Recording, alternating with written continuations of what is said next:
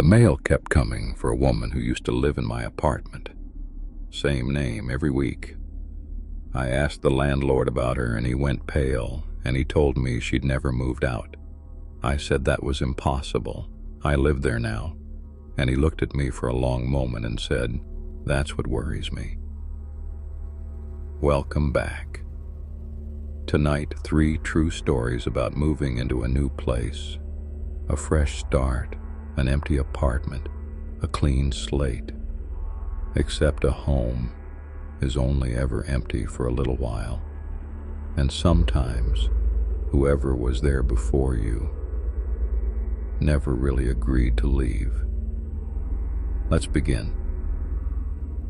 I found the apartment at a price that should have told me something. A 1-bedroom, 2nd floor in a good old building downtown, the kind with high ceilings and thick walls and radiators that hiss. It was going for a few hundred less a month than anything else like it. The landlord was in a hurry to fill it. I was in a hurry to move. I didn't ask why. That's the deal you make when you're young and broke. You don't ask why the good thing is cheap. The mail started the first week. Addressed to a woman. I'll call her a name that isn't hers. Let's say Ellen. Just junk at first. Catalogs, a bank statement, a dentist's reminder. I did what everyone does. Wrote, "No longer at this address."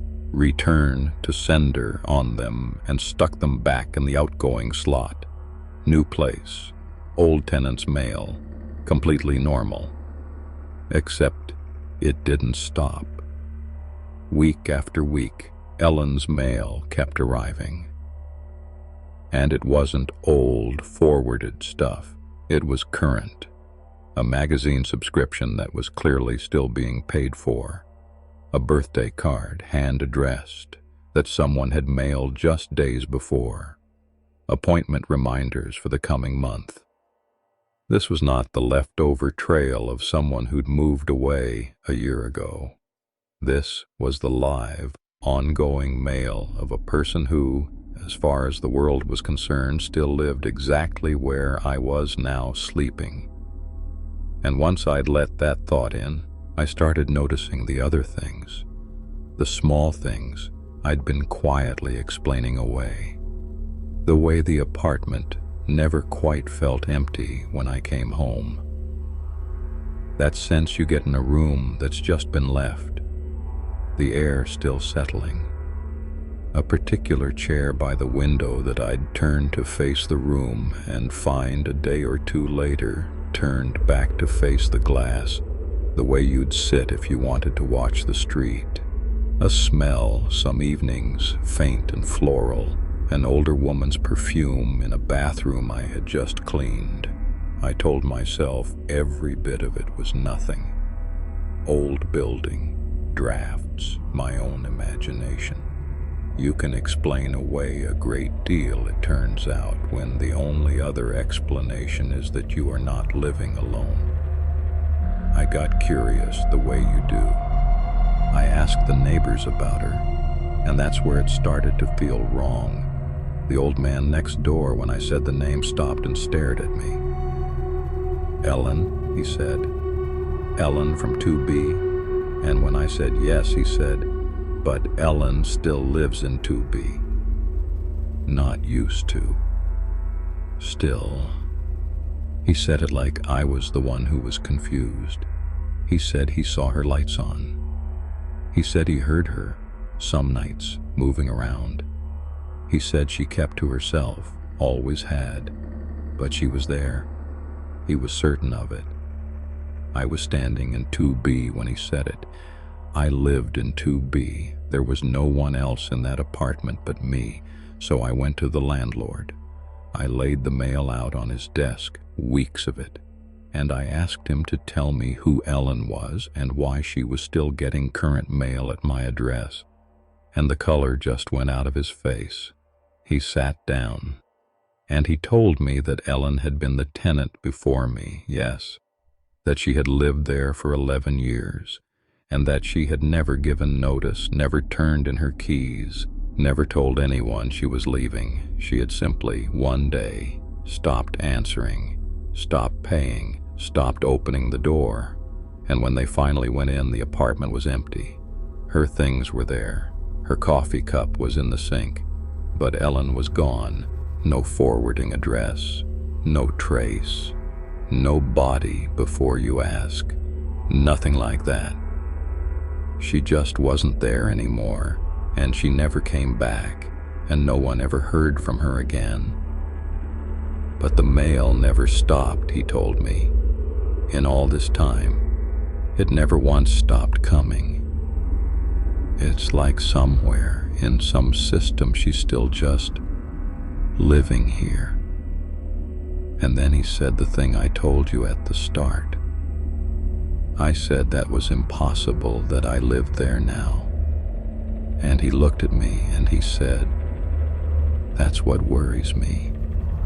I asked him what he meant.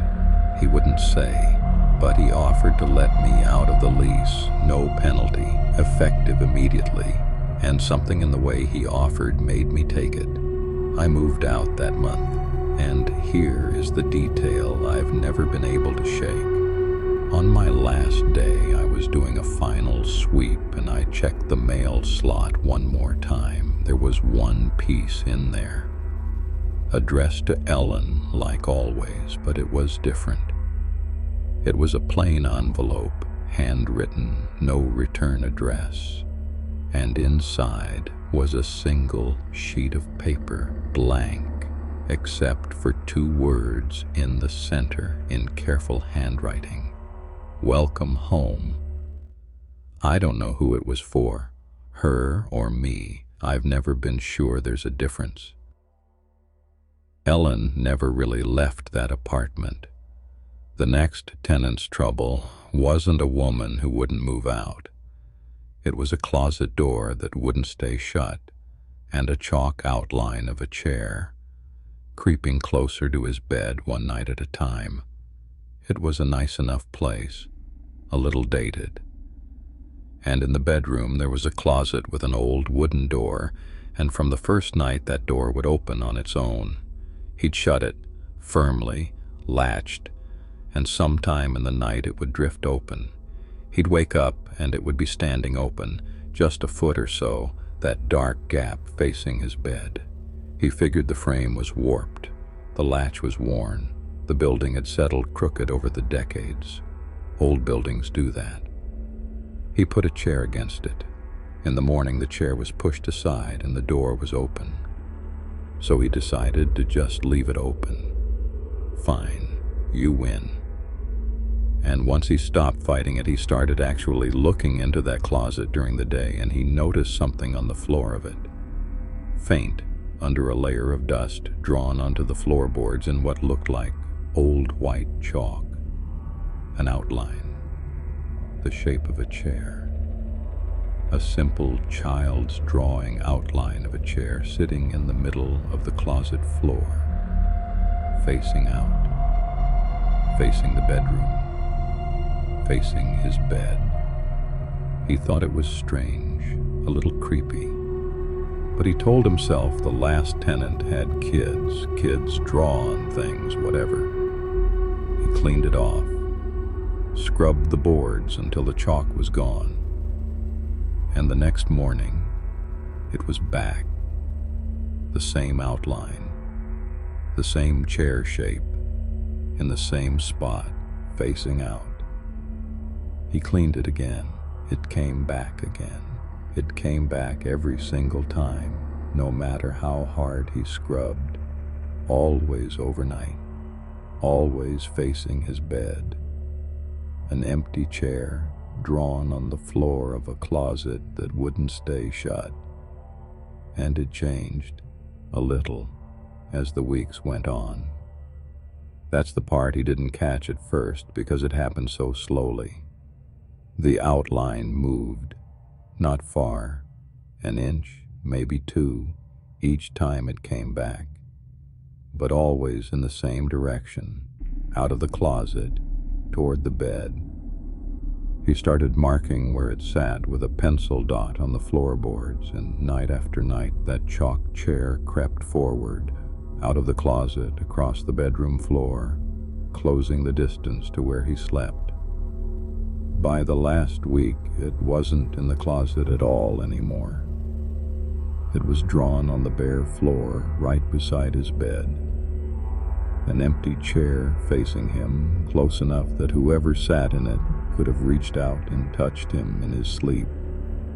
The night he moved out early, he woke around 3 to that familiar sound of the closet door drifting open, and he lay there, and he looked at the dark gap the way he had a dozen times. But this time he could see the floor of the closet in a bar of streetlight. He could see the chalk outline of the chair, and he could see that the outline was full, that the chair, drawn flat on the floor, had a shape sitting in it now. A person-shaped darkness, seated in a chair that wasn't there, in a closet facing his bed in the dark. And he was leaning forward, slowly, the way someone leans forward in a chair, about to stand up. He didn't wait to see if it stood. He was gone by dawn. He told me he went back once, months later, and asked the new tenant, casually, if the closet door stayed shut for them. The new tenant looked at him confused and said the apartment didn't have a closet in the bedroom at all. It had been drywalled over before they moved in, sealed up, no door, no closet, just a flat, blank wall where a chair used to sit and wait. A wall can hide a closet. It can't hide a person, not completely. The last story tonight is about a woman who learned one wrong name at a time, that she wasn't the only one answering to her own front door. She moved into a new building, and across the hall from her lived an older woman, friendly, chatty, the sort of neighbor who knows everyone's business and means well by it.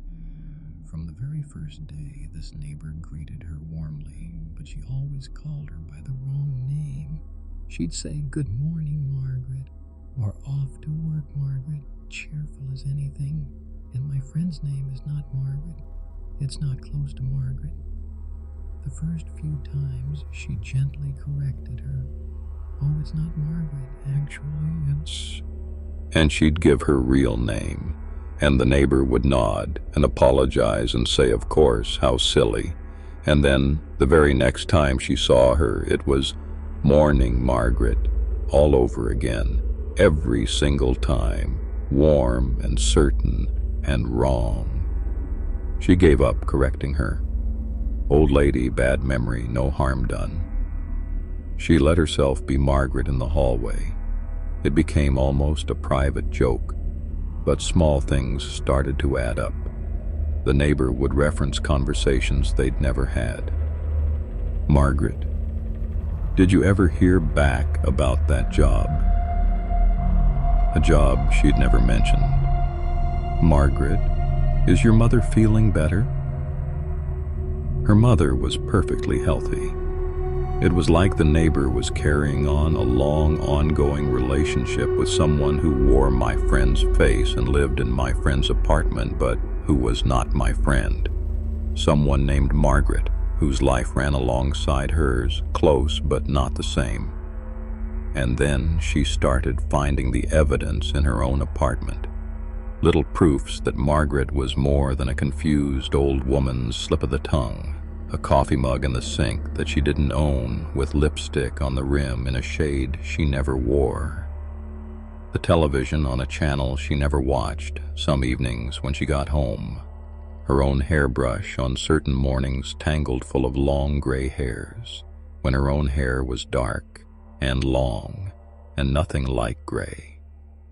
She'd throw them out and tell herself she was seeing things, and the next morning there'd be more. It was as if two people were living the same life, in the same rooms, taking turns, passing in the doorway without ever quite meeting.